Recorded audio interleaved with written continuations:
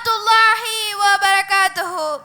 அளவற்ற அருளாளனும் நிகரற்ற அன்புடையனுமாகிய அல்லாஹ்வின் திருப்பெயரால் ஆரம்பம் செய்கின்றேன். நான் இங்கே பேச எடுத்துக்கொண்ட தலைப்பு அழகிய முன்மாதிரி இப்ராஹிம் நபி. ஏக இறைவனாகிய அல்லாஹ் மனித சமுதாயத்தை படைத்து நாம் வாழ்வதற்கான அனைத்து தேவைகளையும் உருவாக்கி தந்து நம்மை இங்கே வாழ வைக்கின்றான்.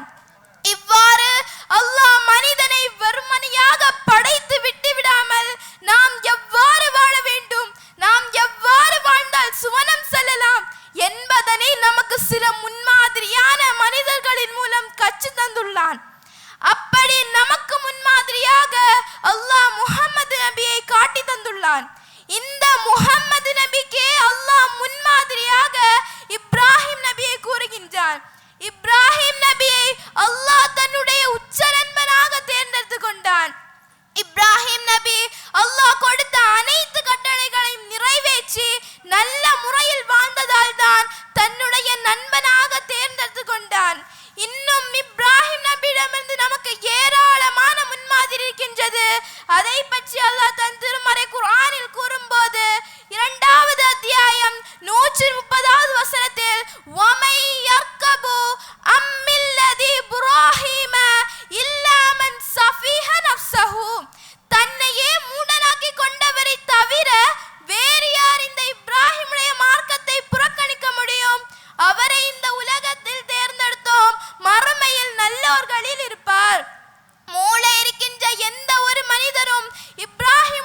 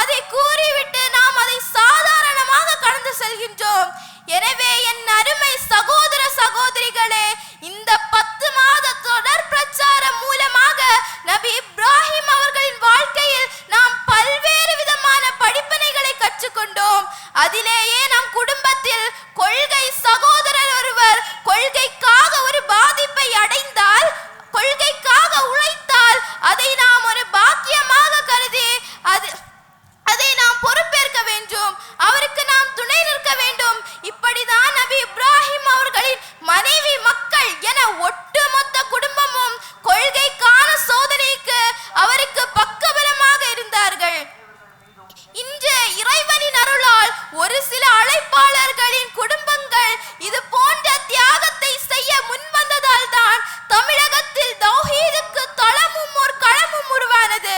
எனவே இந்த பயணத்தில் இருப்போருக்கு இப்ராஹிம் நபியின் மனைவி மக்களை போன்று நாமும் ஒத்துழைப்போம், உறுதுணையாக இருப்போம், இன்பமான சொர்க்கத்தின் வாரிசுகளாக மாறுவோம் என்று கூறி எனது உரையை நிறைவு செய்கின்றேன். வாஹிர்